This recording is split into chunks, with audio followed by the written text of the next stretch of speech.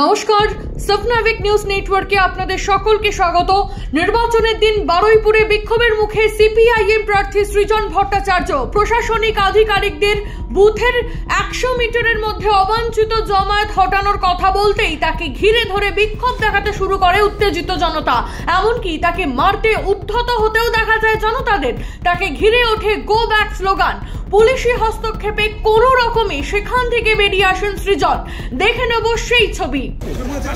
বুথের 100 মিটারের মধ্যে কিসের জমায়েত এটা? সরেন, জমায়েত সরেন।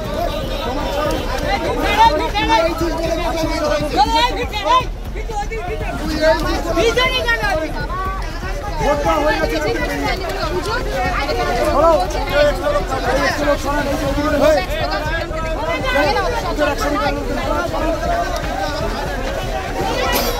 কোথায় আপনাদের 100 মিটারের স্পট কোথায়?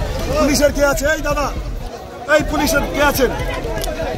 100 মিটারের মধ্যে 100 মিটারের মধ্যে কিসের জমা? 100 মিটারের জমা খুব ভালো